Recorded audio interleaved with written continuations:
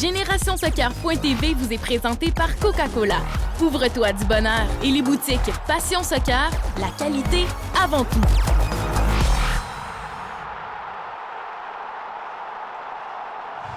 Ici Marie-Christine Pinochet. Bienvenue à ce nouvel épisode de GénérationSoccer.tv. L'Olympique lyonnais, qui était récemment de passage à Montréal, est réputé comme étant l'un des meilleurs clubs formateurs au monde. Il a formé nul autre que Karim Benzema et plusieurs autres grands joueurs internationaux. Voici le reportage que l'équipe de GSTV a eu le privilège de tourner au centre de formation de l'OL à Lyon. Le segment Sur la route vous est présenté par Coca-Cola.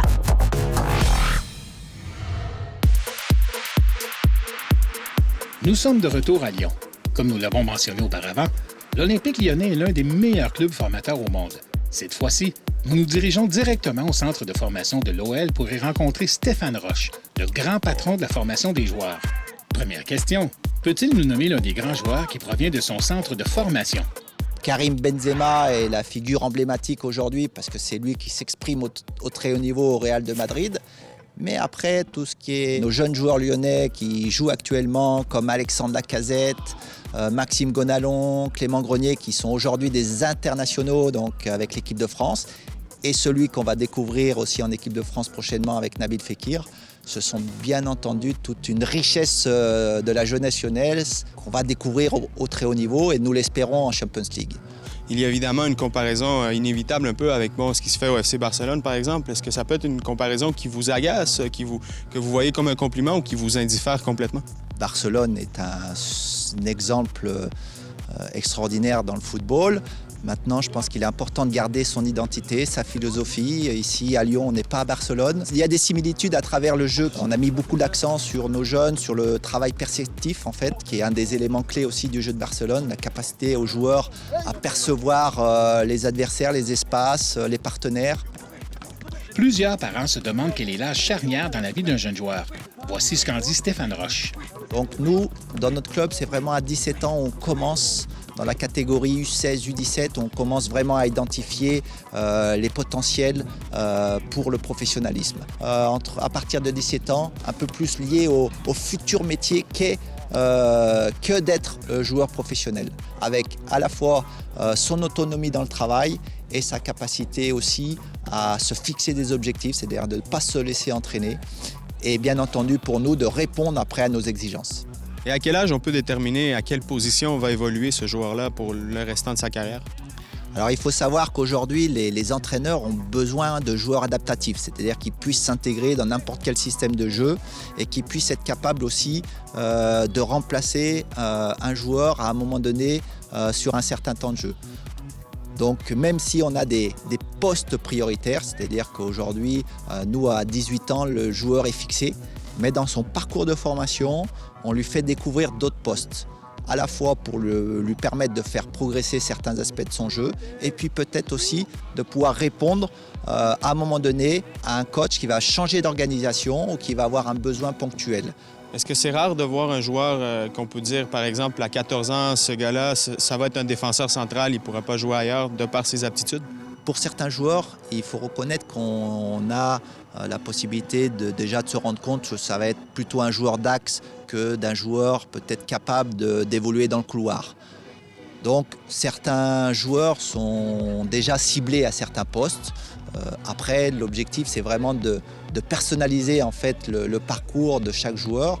Et certains deviendront adaptatifs et d'autres seront vraiment plus ancrés à un poste et feront leur début à ce poste-là. Mais d'autres auront la possibilité de pouvoir donner la possibilité aux coachs de les utiliser dans différentes zones. Dans le football moderne, des agents qui approchent des joueurs de plus en plus jeunes, vous, en tant que formateur, est-ce que c'est une réalité qui nuit à votre travail et au développement de vos joueurs? Elle peut nuire pour le jeune joueur, en fait, parce qu'on peut lui faire croire des choses qui ne sont pas vraies, qui sont complètement fausses. Bien entendu, nos relations avec les agents, elles existent, elles sont présentes au quotidien. Et si, à un moment donné, il y a un court-circuit entre l'agent et le club, c'est vrai que ça peut poser un problème dans la progression du joueur. Nous avons eu la chance de rencontrer Maxime Darpino, un jeune milieu de terrain très prometteur qui a la ferme intention de se rendre jusqu'à la première équipe de l'OL. Ça représente beaucoup pour moi de faire partie de l'Olympique Lyonnais car j'habite depuis tout petit ici. Je suis né ici, mes grands-parents, toute ma famille habite à Lyon. Et depuis tout petit, je vais au stade voir les professionnels et c'est un rêve pour moi d'être un jour professionnel à l'OL. On n'a pas la même vie que tous les jeunes de notre âge. On doit faire beaucoup de sacrifices, ça en vaut la peine. Être footballeur professionnel, c'est le plus beau métier qu'il y a au monde pour moi. Donc je préfère les faire maintenant que les regretter plus tard. Il y en a beaucoup qui aimeraient bien être à ma place. Donc chaque jour, on se doit de se battre pour rester le plus longtemps ici. Et qu'on est très près de la porte professionnelle.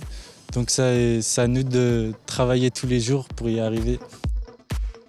Selon votre expérience, quelle est l'erreur la plus commune qui est commise dans les centres d'entraînement par rapport au développement des joueurs? Il ne faut jamais jouer avec la santé du joueur parce que l'objectif, c'est vraiment de bien maîtriser la charge. Pourquoi? Parce que le joueur doit arriver au haut niveau avec la santé. Merci beaucoup. Merci à tous. Merci au Québec. Il est vrai que l'Olympique Lyonnais a connu de moins bons résultats avec sa première équipe en juillet 2015 et contre le PSG ici à Montréal. Mais l'OL, qui a toujours su se relever, reste encore aujourd'hui la référence incontournable en tant que club formateur. Le conseil Santé Soccer de la semaine vous est présenté par Kinatex Sport Physio. Pour le conseil Santé Soccer de la semaine, nous demandons à Stéphane Lamy de l'Impact de Montréal qu'est-ce que l'acide lactique? L'acide lactique, c'est tout simplement un produit dérivé qui vient de la combustion du glucose dans le corps. On va faire ça, évidemment, on utilise le glucose pour pouvoir faire des gestes sportifs, mais quand on les fait à une intensité telle qu'on n'est pas capable d'utiliser l'oxygène qui est dans le corps, ce qu'on fait à ce moment-là, c'est qu'on crée de l'acide lactique comme produit secondaire. Ce qu'il faut retenir de tout ça, c'est que tant qu'on fonctionne à un certain niveau ou qui n'est pas extrême, que nos fréquences cardiaques ne sont pas trop élevées, à ce moment-là, on ne crée pas d'acide lactique ou on le fait de façon minime. Par contre, quand on élève l'intensité, donc par exemple quand on part pour un sprint pour aller chercher une balle, par exemple, ou quand on essaie de faire une course pour aller attaquer au but, là, on ne pourra pas utiliser l'oxygène et ce qu'on va faire à ce moment-là, c'est qu'on va créer l'acide lactique comme produit secondaire. Après la pause, l'ancienne joueuse de l'équipe nationale, Cindy Walsh, fait sa marque dans le monde du soccer québécois.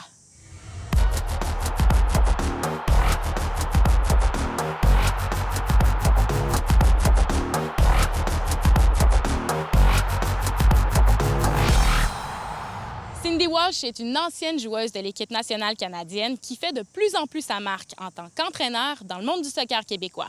Karim Benhamer l'a rencontrée.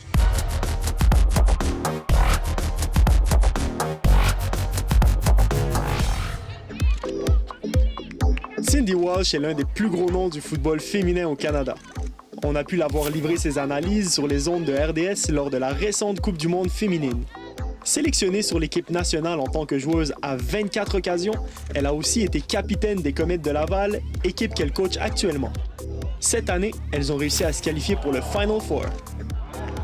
C'est la finale, en fait, de la Ligue W. C'est le Final Four, comme on dit en anglais. C'est les 4 meilleures équipes de la Ligue qui vont s'affronter. Nous, Québec, Washington et Colorado.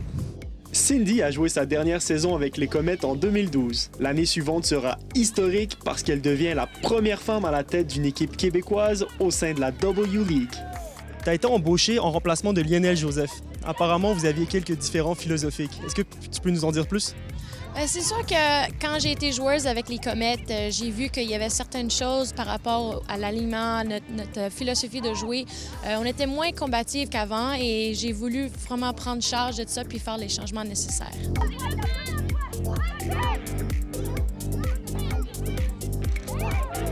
Parlons maintenant un petit peu de ta carrière de joueuse, justement. Comment est-ce que tu te définirais comme joueuse? Je dirais, je suis pas quelqu'un qui est très flashy. J'ai été comme défenseur central. Je dirais plus comme un leader en dehors et sur le terrain. Quelqu'un qui veut toujours diriger, par exemple, et encourager et surtout parler beaucoup. J'ai toujours une grande gueule, mais le monde me reconnaissait toujours parce qu'on m'entendait bien sur le terrain. Tes collègues disent de toi que tu aimais être coaché comme un homme, un peu à la dure. Est-ce que c'est vrai? C'est sûr, j'ai toujours été exigeante comme joueuse et même comme entraîneur. Je me donne toujours à fond dans tout ce que je fais comme entraîneur, comme joueuse, alors je m'attends que les autres font la même chose. L'ex-capitaine est encore sur le terrain il y a peu de temps. Est-ce qu'elle a su garder ses caractéristiques de solide défenseur dans ses nouvelles fonctions? Tu es une entraîneur très passionnée et très exigeante.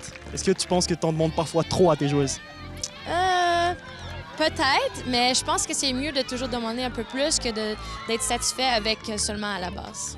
Ton ami Alexandre Darocha, qui a été ton entraîneur pendant une bonne période de temps, nous dit que malgré ta passion et ton engagement, tu arrivais d'arriver assez souvent en retard en tant que joueuse. Est-ce que tu peux nous confirmer? Oui, en fait, toute la famille Walsh, c'était un gros problème. C'est toujours un problème pour moi. J'essaie de m'améliorer. Qu'est-ce qui se passe? On a toujours comme 5000 choses qu'on fait en même temps. Et quand on est 5 enfants à la maison puis il y a une auto pour faire le transport pour les 5, c'est sûr que la priorité, ça tombe pas toujours sur toi, mais j'essaie de m'améliorer encore. Comment réagis-tu alors quand tes propres joueuses arrivent en retard? Ça dépend. Je suis réaliste, alors je sais que parmi les joueurs, il y en a qui travaillent, il y en a qui sont profs, il y en a qui ont des jobs à temps partiel, alors je m'excuse des fois. Technicienne respectée dans le milieu du foot québécois, lorsque Cindy parle, on l'écoute. Tu as livré des analyses très justes tout au long de la Coupe du Monde sur RDS. Maintenant, en rétrospective, comment est-ce que tu analyses la performance du Canada? Je dirais que performance ordinaire, surtout côté individuel, comme la capitaine Christine Sinclair, j'aurais voulu voir un peu plus d'elle.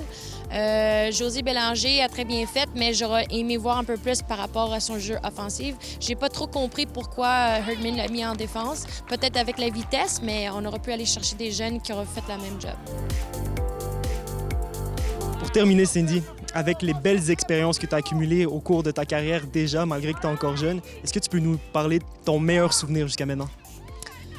Meilleur souvenir, c'est d'avoir gagné avec l'équipe nationale la Coupe CONCACAF pour les qualifications en 1998. Pour la Coupe du Monde en 1999, c'était la première fois que le Canada avait gagné la qualification.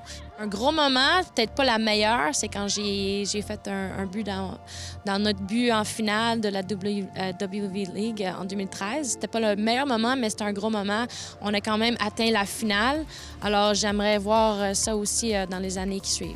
Cindy, merci beaucoup. Ça fait plaisir, merci. Cindy Walsh, une grande dame du sport québécois.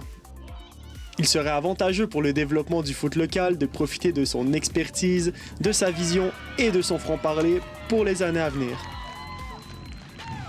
Après la pause, 3 des meilleures joueuses professionnelles de France avec notre journaliste invité, Patrick Leduc.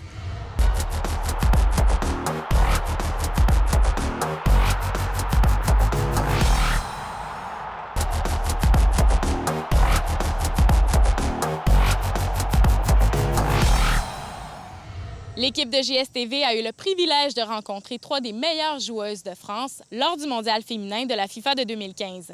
Et c'est nul autre que Patrick Leduc qui nous a fait l'honneur de les interviewer. Ce qui est remarquable quand on rencontre les joueuses de l'équipe de France, c'est que chacune d'entre elles joue pour des clubs professionnels comme le Paris Saint-Germain ou l'Olympique Lyonnais, par exemple. Nos cousines évoluent aussi dans la Ligue des champions féminines de l'UEFA, le tournoi le plus important du continent européen. Nous avons donc ici affaire à la crème des joueuses mondiales. Premier sujet, leur début dans le monde du foot. On va savoir comment toi tu as débuté le foot et qui t'a influencé dans ta carrière. Où j'habite, dans le parc du Château de Versailles. Donc c'est vrai que pour moi, c'était le sport le plus simple à pratiquer, puisque quand vous êtes dans un parc et qu'il y a énormément de pelouse et que vos voisins et votre père jouent au foot, c'est le plus simple. Et donc voilà, j'ai débuté au Paris Saint-Germain, ça a été mon tout premier club. Et mes influences, ça a été forcément mon père, puisque j'allais le voir jouer tous les week-ends. Et un ami à moi, Lilian Thuram, voilà. Et il y avait des filles avec qui jouer ou il fallait jouer avec les garçons? Je jouais avec mes frères et mes voisins, des garçons, pas avec de filles, non. Laura affirme sans détour qu'elle a appris son soccer en jouant avec des garçons. Cette footballeuse professionnelle dégage beaucoup de confiance en elle-même. Cette confiance s'entend dans son ton très posé et se voit dans son regard lumineux. Et la gardienne maintenant, comment a-t-elle aussi débuté sa carrière? J'ai commencé le foot parce que j'ai 2 frères qui jouent au foot, donc je les suivais en bas de la maison, donc j'allais avec eux jouer au foot et puis voilà, j'ai demandé à mes parents de m'inscrire dans la ville et ils ont accepté, et puis ma carrière a commencé là-bas. Donc c'était surtout avec des garçons ou au départ tu as joué aussi avec des filles? J'ai commencé avec les garçons. Chez nous, ça n'existait pas trop encore il y a quelques années, les équipes jeunes chez les filles, donc j'ai joué avec les garçons jusqu'à l'âge de 13 ans. Autour de l'attaquante vedette de l'Olympique lyonnais maintenant. Qui m'a influencé, c'est un petit peu mon frère, un petit peu moi. Je pense que c'était un petit peu inné chez moi et j'ai toujours voulu jouer au foot. Et puis après, c'est peut-être aussi parce que mes parents ont joué. Ma mère a fait du foot, mon père aussi. Donc ça a aidé forcément à m'inscrire dans un club. Mais j'ai toujours voulu faire ça, c'était ma passion depuis que j'étais toute petite. Donc j'ai continué dans cette voie-là et j'ai insisté. Et puis maintenant, je suis là aujourd'hui. Donc non, je dirais que quand on a quelque chose dans la tête, il faut aller au bout et si on est passionné, c'est l'essentiel. Il y a bel et bien des dénominateurs communs entre les 3 joueuses professionnelles que nous avons rencontrées. Elles ont toutes commencé en jouant avec des garçons. Oui, j'ai joué avec les garçons jusqu'à l'âge de 14 ans en fait. Et après, il fallait trouver un club avec les filles parce qu'on n'avait plus le droit de jouer avec les garçons. Donc voilà, j'ai fait les deux et voilà, moi j'ai très bien vécu ma période de mixité où je jouais avec les garçons. C'était mes copains d'école en même temps. Donc voilà, après ça permet aussi de progresser. Et puis c'est vrai que nous, il n'y avait pas beaucoup de filles quand j'étais petite, donc on ne pouvait pas faire d'équipe. Donc voilà, maintenant ça a changé et j'espère que ça va changer encore. Mais c'est vrai qu'il y a beaucoup plus de filles maintenant donc, qui peuvent faire des équipes et même sans aller très loin de chez elles. Donc c'est une bonne chose.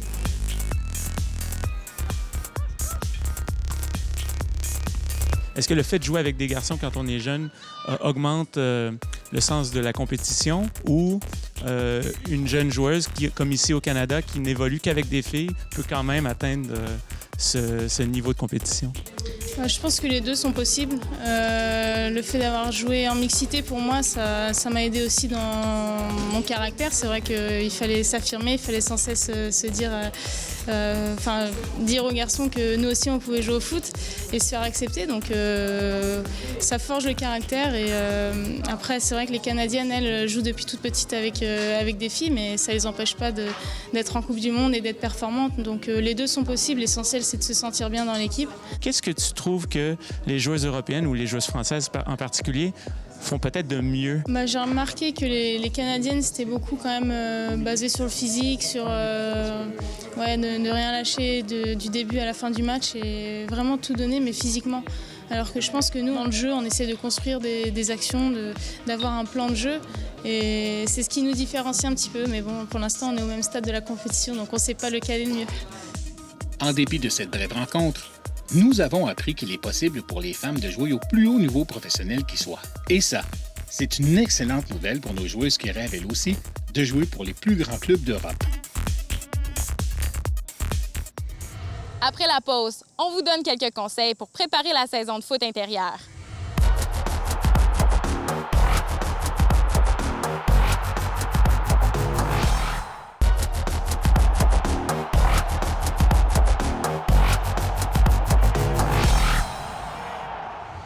Une trempette protéinée. Pourquoi pas? Voici comment faire. Le segment Nutrition Soccer vous est présenté par les œufs. Aujourd'hui, on vous présente une trempette protéinée. Et la bonne nouvelle, tu le disais tout à l'heure, Stéphane, c'est rapide à faire. En fait, on va en préparer une grande quantité avec un beau plateau de crudité, l'apporter sur le terrain et partager avec l'équipe. Alors, on débute ça. On y va. La valeur nutritionnelle de notre trempette protéinée est de 320 calories et 9 grammes de protéines par portion de 80 ml. La portion santé recommandée est de 20 ml par personne. Vous aurez besoin de vinaigre de cidre de pomme, de l'huile d'olive, de la moutarde de Dijon et de la moutarde à l'ancienne, de l'ail haché, du jaune d'œuf, de l'assaisonnement de poivre au citron, des épices italiennes, du yogourt grec, des feuilles de mélisse et des œufs. Dans un contenant, versez le jaune d'œuf, l'ail, le vinaigre de cidre de pomme, puis les épices au citron et les épices italiennes. Mélangez, puis ajoutez graduellement l'huile d'olive. Dans un bol, ajoutez-y le yogourt grec, la moutarde de Dijon, les feuilles de mélisse, les épices et les œufs cuits hachés. On mélange le tout et c'est prêt. On a un très beau résultat. Aujourd'hui, on accompagne la trempette avec des crudités, mais il y aurait moyen de l'accompagner avec d'autres plats. Oui, en fait, on pourrait s'en servir de base de vinaigrette pour une salade. On pourrait aussi l'utiliser comme tartinade à sandwich. En autant qu'on y va avec modération. Effectivement. Merci Stéphane. Ça fait plaisir. On va aller voir Ève Crépeau qui répond à la question de nutrition de la semaine. Je suis avec la nutritionniste sportive Ève Crépeau. Ève, on dit qu'il ne faut pas attendre d'avoir soif pour s'hydrater, surtout pendant un match ou une pratique intense. Pourquoi?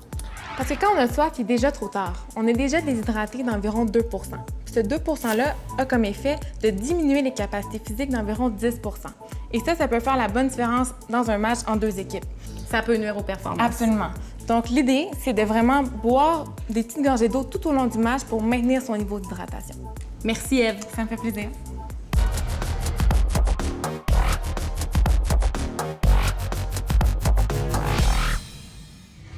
On est à la boutique Passion Soccer à Saint-Léonard et aujourd'hui, on parle futsal avec Gianni. Pour les néophytes, Gianni, la principale caractéristique d'un soulier de futsal, c'est quoi? Je pense que c'est important de parler un peu du futsal. Alors, ça, c'est un jeu, c'est un 5 contre 5 dans un salle avec une surface dure. C'est un espace aussi plus petit. Il y a beaucoup de touches de ballon. C'est très, très vite. Alors, si on regarde un soulier futsal, les bonnes caractéristiques, c'est une semelle qui est plate avec une semelle qui est quand même souple. Ça donne une bonne adhérence sur le plancher. Un soulier qui est flexible, comme vous voyez. Ces caractéristiques-là sont très, très importantes, je dirais. On a des marques qui sont vraiment connues pour ce sport-là. On a Joma, qu'on a ici. On a Munich. Il y a aussi Kelme puis Lotto qui sont assez populaires. Sinon, Nike. On parlait de modèles Munich, Nike. C'est lesquels les plus populaires? Au Canada, je dirais c'est vraiment Joma puis Nike. Joma, ça fait environ 5 ans maintenant qui se vend ici au Canada. Vraiment, Munich, c'est populaire. Kelme, c'est très populaire aussi. Et Adidas. Des modèles qu'on connaît aussi. Oui, exactement. Il y a aussi des équipementiers qui sortent sur certains modèles, une technologie de plus qui aide au jeu. Une technologie assez intéressante, c'est qu'il met une sorte de renfort au bout du soulier. À l'extérieur, on dit aux joueurs de ne pas kicker avec le bout du pied, mais à l'intérieur, on joue avec un ballon qui est taille 4, plus lourd, ça ne rebondit pas. Eh bien, tu peux kicker avec le bout du pied. Ça fait une différence pour donner un peu plus de vitesse au ballon quand tu fais un kick de cette manière-là. Et au niveau des prix, est-ce que c'est abordable? Oui, je dirais que c'est entre 80 et 120 pour un bon soulier, qui est beaucoup plus accessible à un bon soulier dans le crampon, qui est entre, je dirais, 120 à 200 $. Alors, un peu plus tard dans la saison, tu vas nous présenter les nouveautés pour les souliers de futsal. Oui. On a hâte de voir ça. Merci beaucoup, Gianni. Merci à toi. Merci beaucoup. En espérant que cet épisode de GSTV vous a plu. À très bientôt. GénérationSoccer.tv vous est présenté par Coca-Cola. Ouvre-toi du bonheur et les boutiques Passion Soccer, la qualité avant tout. L'équipe de GénérationSoccer.tv est habillée par Diadora.